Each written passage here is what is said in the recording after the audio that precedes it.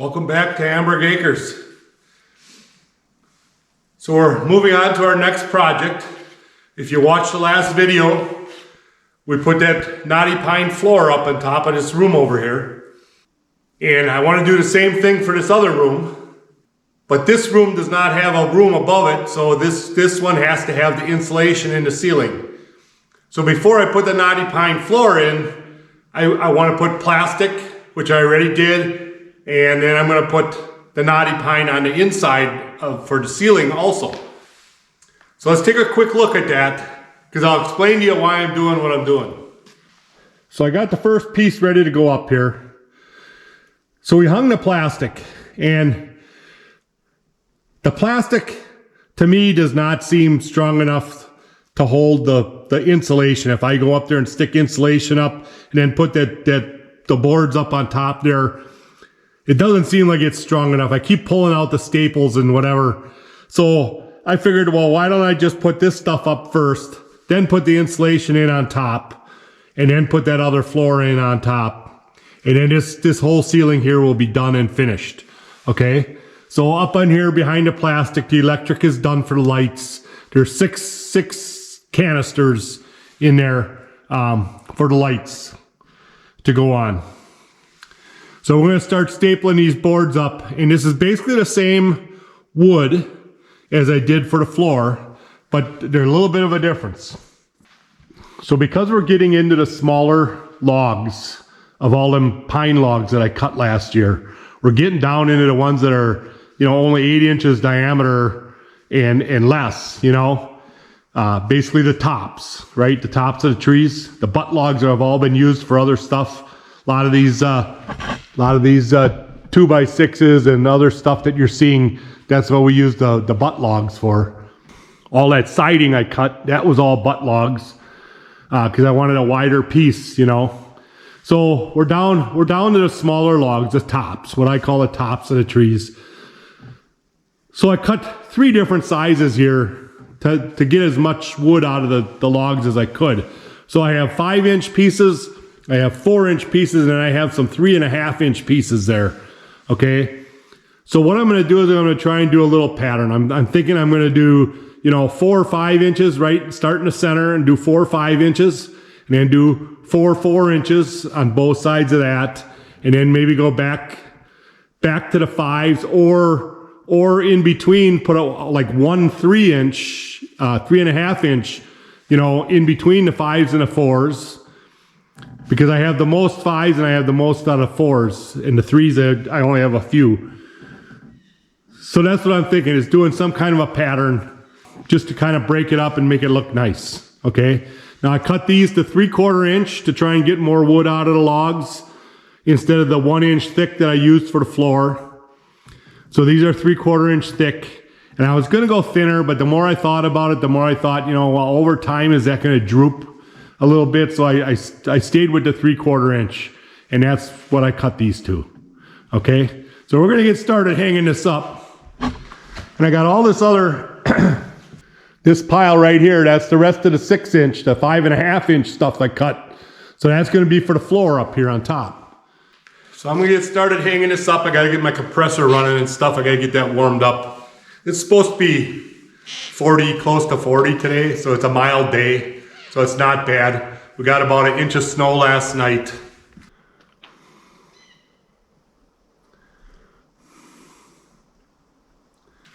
So it's been a little bit different winter this year. It's been cold, so it's been in the teens and 20s most of the time. And then we get a few days where it's up in the mid-30s.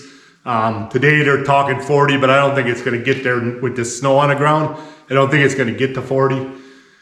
So we get a couple of days and it starts melting everything. And then we just get this inch of snow. And then tomorrow we get 1 inch of snow, and the next day we get in. So it ends up being 3 inches. But with that warm weather in between, it just kind of melts. So we really don't have much for snow this year yet. And we're already into February now. So you'll probably see this video, I'll say in March. I'm just guessing, because I got a few coming out yet on my head. But now tonight they're saying, a 3 to 6 incher maybe. And it depends how it tracks. So we'll see tomorrow what we get. And this is gonna probably take me a couple days, maybe all week to get these boards up because, you know, working by yourself, it's not the easiest thing holding stuff up on top. I got that little board there for a prop, so I'm holding one end up and the other end I got a block up there. So that's how I'm doing it. And I'm kind of right now going in my head, how do I want to nail this up there? You know, I have a finish nailer, but those don't hold very well, you know? So I'm kind of leery at using a finish nailer. I think it would look better because you would just have tiny little holes that you wouldn't instead of a big nail head. But I don't think the nails look that bad either. I mean, I used the nails up there on the floor and I really don't think that looks that bad. So I'm kind of, I don't know, you know, I'm kind of hashing it over. What do I want to do? Do I want to do nails or do I want to do finish nails? I guess I'll probably put the first one up with finish nails, and then if it's not staying up, if I can just pull it right off the wall, off the ceiling, I think I'll go back and put the ring shanks in because I don't know how else to hold this up. It's not tongue and grooved where you can nail through the tongue or anything like that. So we're just butting them up against. It's the easiest way to make it, easiest and fastest. I really don't have anything set up with a router or anything here right now. So this is the easiest way for me to do it, is just to nail them up there. Yeah, I think I'll try to finish nailer and then just see what it looks like. You know, see how it's holding. Because over time, I mean, this is green lumber, remember? So over time, I don't know when it starts shrinking, are them nails just gonna pull them finished nails out? And then all of a sudden she's got boards coming down on her ceiling, And at that time I could go nail it with something else, I suppose, but I'd like to get it done once and done and, you know, not have to worry about it, but we'll see. I'm gonna experiment a little bit here when I'm hanging this first piece. All right, so stay tuned.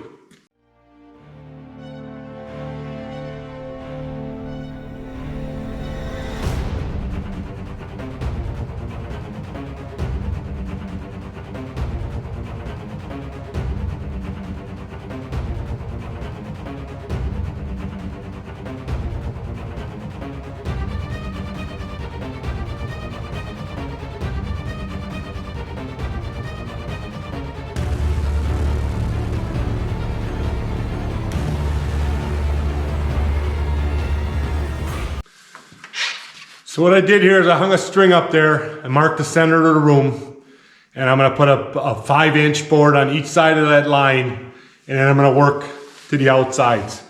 And whatever we end up with here, if we end up having to rip a piece down, a small piece, then that's the way it is, okay?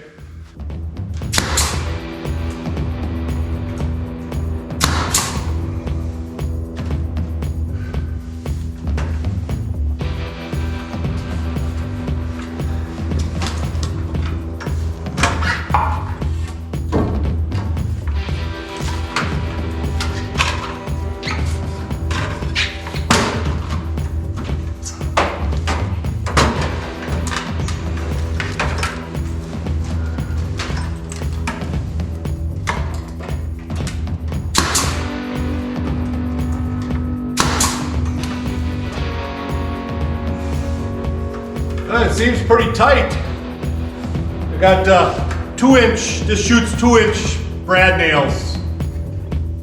So I think we'll just, we'll go with that and see what happens later on, I guess.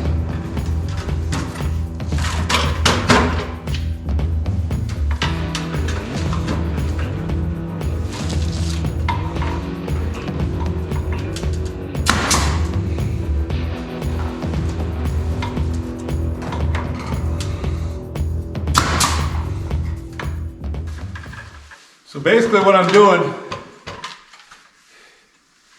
is I'm doing my same stagger like I did down there. Every 24 inches is going to be the stagger.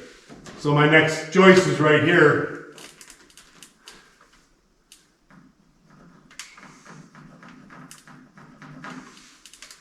And once I get the first couple boards up, then I should be able to use that measurement, and they should be fairly accurate. I mean, the room came out pretty square, so they should be fairly accurate.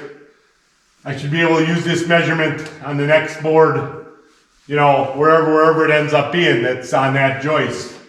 And then these short pieces, this piece will go down on that end, down there, and make the next one longer to the next joist. And that's how I'm doing it. So should work out.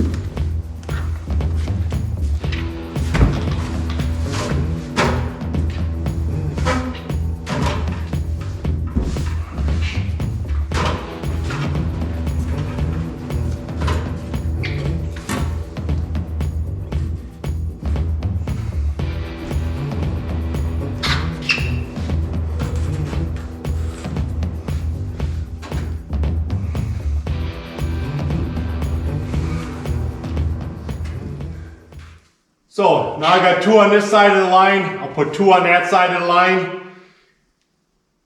And then I'll do my pattern, either a 3 or a 4 or whatever I come up with.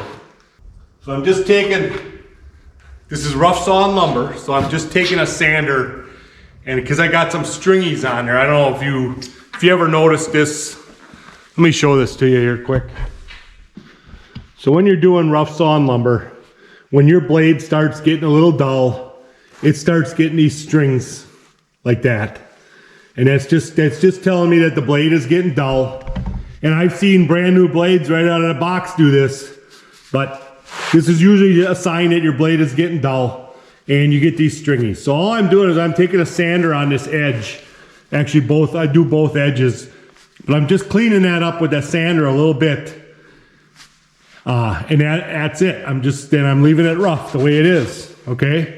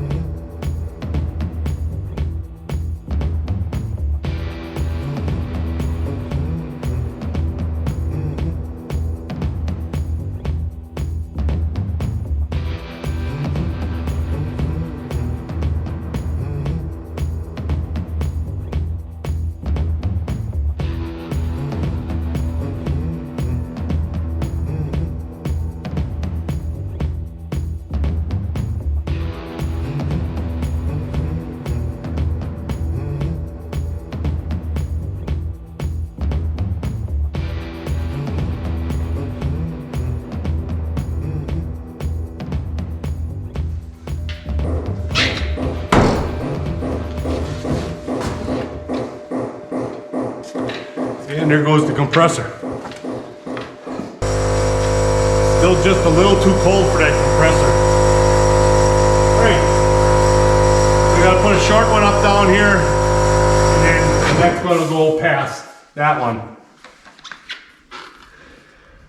So let me get that short one up before I restart the camera. Barb came out to help me because I was struggling to hold these pieces up and get them nailed in. And we got, what did we get? 4, 5, 6 rows done. That's all we got done. But what I want to show you is I want to show you what I was talking about a pattern. So I put 4 5-inch wide boards first, and then this is a 3.5, okay, on both sides. Now I'll continue over here with the 4-inch boards, and same on this side, 4-inch boards. And then when I get done with the 4-inch boards, then I'll put another 3 in there, and then 5s, and same thing here. You know, 4 boards, and then a 3, and then more 5s. And that's how I'm going to do it. So hopefully that makes sense. The nails seem to be holding. But it doesn't take much. If I stick my hand up behind there and give it a jerk, I can pull them right off, you know? So I'm a little worried when you start walking above and you're bouncing around up there, what's going to happen to these boards. So that's going to be it for today. It's getting a little cold where our hands get cold.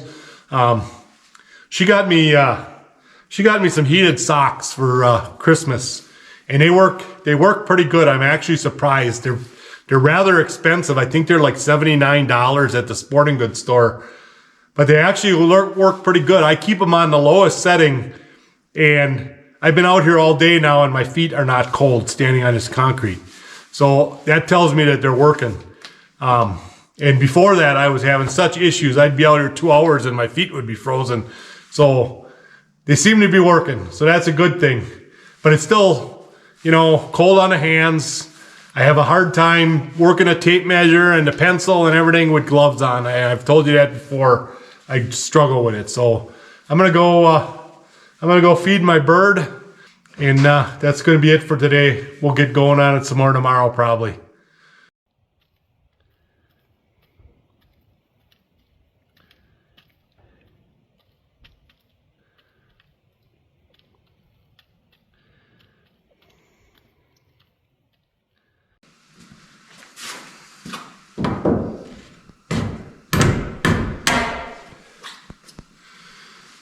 Okay, day 2.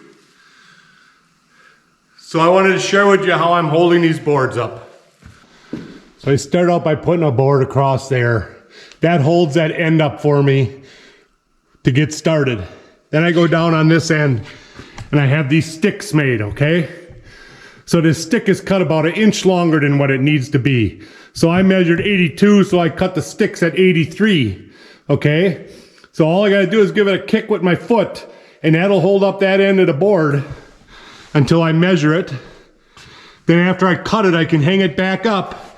And I have 2 of them here that I can hold that up, and that helps push it up against the studs, the floor joists, and then I can nail it in. And that's how I'm holding these in place. So we're gonna measure this one quick, and then we'll cut it and hang it up.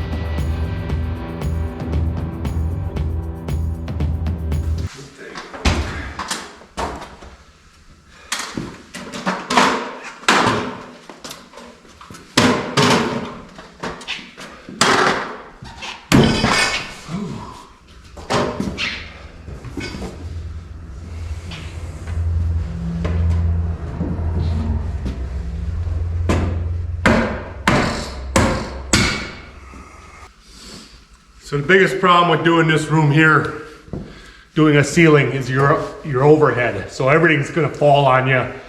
As soon as you bump something, it's coming down, okay? Compared to doing a floor where you can just kind of kick it around and whatever. But yeah, it makes it a little challenging to hang these pieces up and get them somewhat straight, you know? We're gonna do four inches, and I think we're just gonna keep coming this way and finish this side of the ceiling out instead of jumping back and forth. Then we can move the stuff and do that half at a different time. Okay guys, well there's day 2. We got it all the way up to that wall there. And it turned out pretty good because that came out to be a 4-inch strip and it fit right in there. So I didn't have to saw nothing or anything. It just, it turned out really good. So we just have this other half to do then.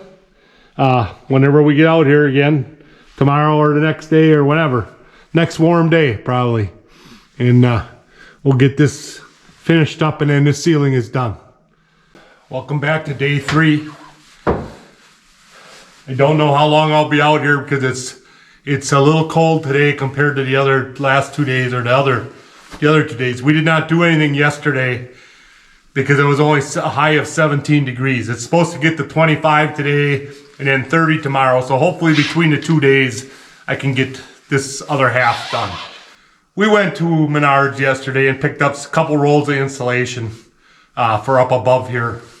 There's basically 3 Menards in our area. Escanaba is one. That's about an hour away. Marinette, that's about 55 minutes, but it takes you an hour because you're not on a highway. It's kind of a windy road getting there. And then Green Bay, there's two or three of them in Green Bay. That's about an hour and 10, hour and 15 minutes from here. So either way we go, it's the same trip. Green Bay is nice. You just fly down the highway at 70 miles an hour.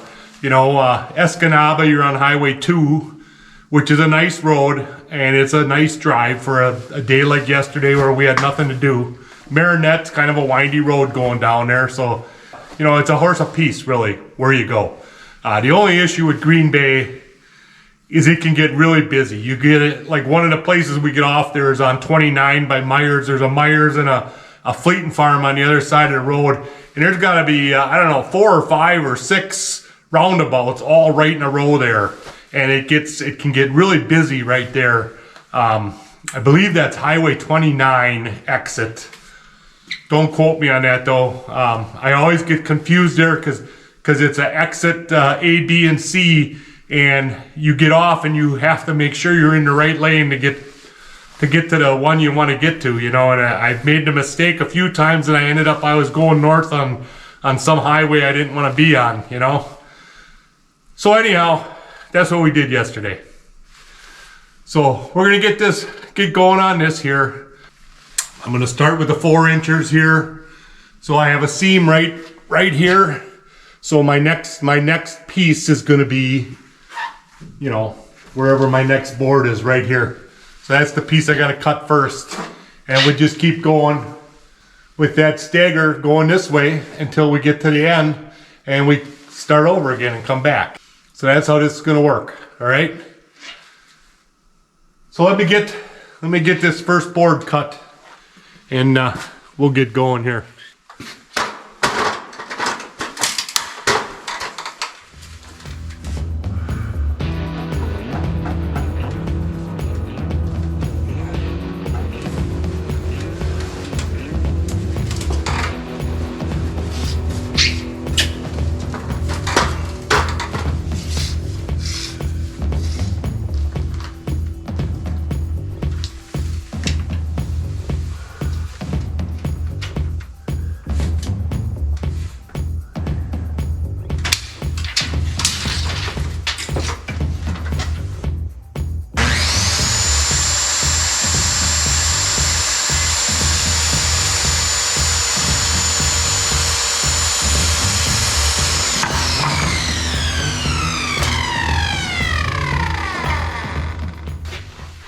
So one of the issues I haven't talked to you about yet is the thickness of the boards. So when you see the overview, when I show you the overview, where you see these butt joints, okay?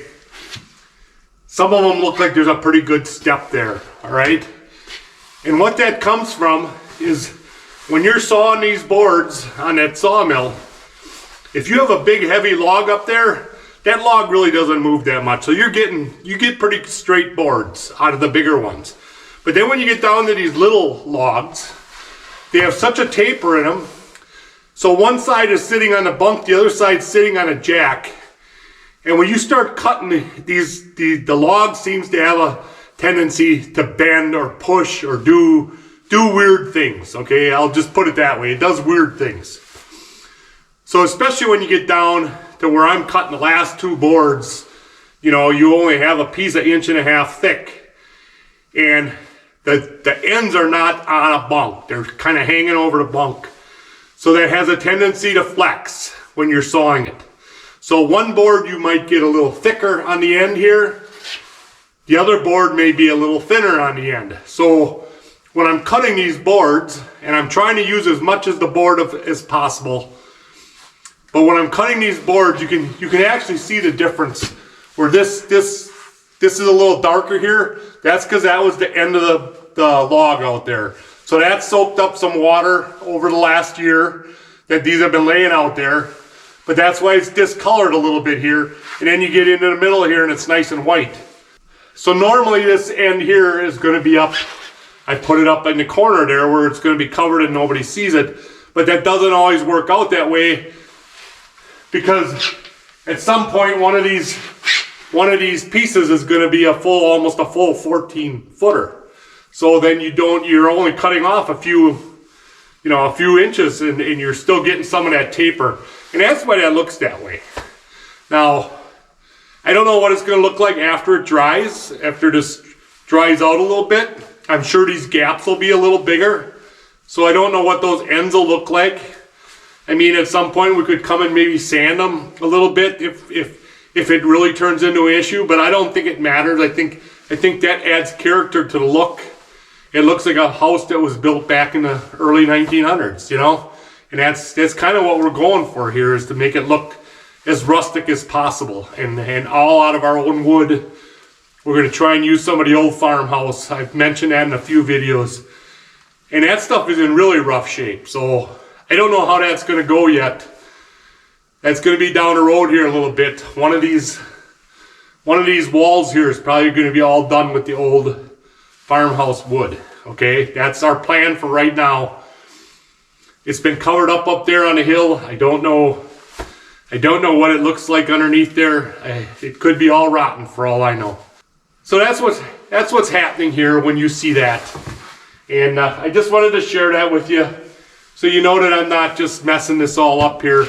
It is a thing. It is a sawmill. Is a sawmill. It's a rough sawn board, so it's not the easiest thing to work with. You know, it's not 100%, is what I'm saying. You can see right here, it's fairly tight, and then right there, my gap is getting bigger. That's because that second board there is a little narrower, possibly, than that first board. You're getting a bigger gap there because of that. And you try and squeeze them together the best you can and make it look good. But it is what it is, you know, and it's less than 1/8 of an inch that the difference in the boards are. But that's the same thing out there on a sawmill. When you're at the end of the board, this was only a 3.5 inch cant that can flex a little bit. So the end of the board, this is the end of a long board right here. That piece is probably a little skinnier than the other one. And that's all I can say about that, you know? And you just got to work with it and work it out as you go. And you don't want to pull it, too tight, or you'll start getting a bow, you know? So you have to just kind of work with it the way it is. So the cold weather plays havoc no matter what you're using. The air compressor doesn't start because it's cold, so I have to put a heater on it to get that warmed up enough to run. But even, you know, somebody might say, oh, you should have a battery operated one. Well, I'll tell you about my batteries. I'm trying to get my Milwaukee batteries charged in the other garage over there. And unless I have that wood burner going and get it up to, you know, 40, 50 degrees in there, I can't charge those batteries either. They start flashing right away because they're frozen. So it's a horse apiece, you know. I could start the compressor over there. I have a compressor in that garage. I could start it, but then I got to run a hose every day all the way across, you know. So that's why I'm working the way I'm working. Either way, you know, the electric or the air, It's not 100% when you get into these temperatures. I don't know how the contractors do it out on a job site. I really don't. They must take their batteries home every night into a warm building and charge them, I guess. That's the only way they would work, I think. But I don't know that for certain because I've never done it. I've never done that kind of work.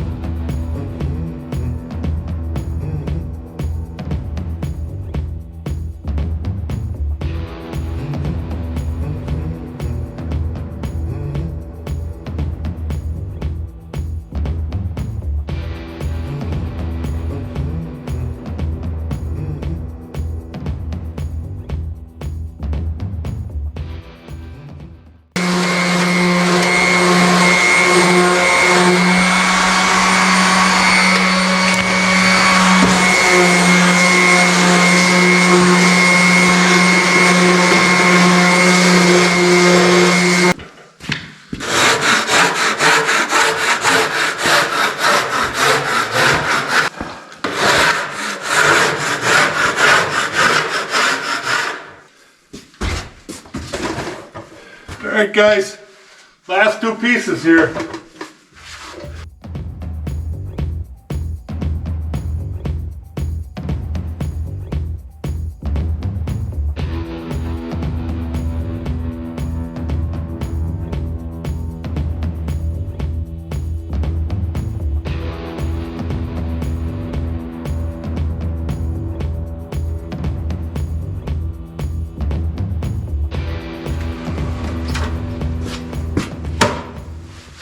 Let's see if I'm going to get lucky on this side.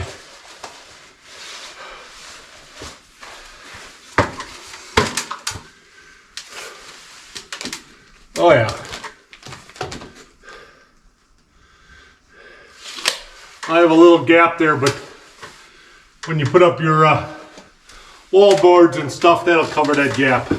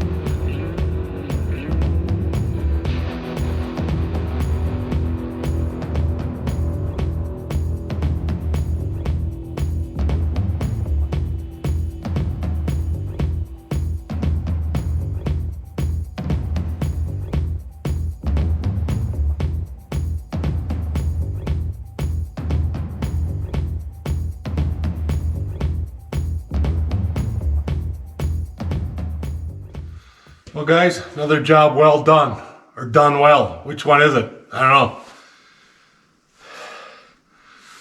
So that's going to be it for today. That's going to be it for this video. I got everything hung up. Just got to do a couple of the corners, get some staples in the corners and stuff. That's all I really got to do yet. So this is done. So the next step is going to be getting that insulation up on top and getting that all laid in there, and then get that other floor on. And then this room is kind of done for now until we get we got to get insulation on all the walls and plastic on all the walls, and then at that point we have to decide what we're going to use for a wall covering inside here. Right now we're talking the old farmhouse on this wall here by the window possibly, and the other ones are going to be drywalled. That's right now because I'm out of wood, so there won't be any more. Not this kind of wood anyhow. There won't be any more of that. So that's it. If you like these videos, give me a thumbs up. Make sure you subscribe, and we'll catch you on the next one.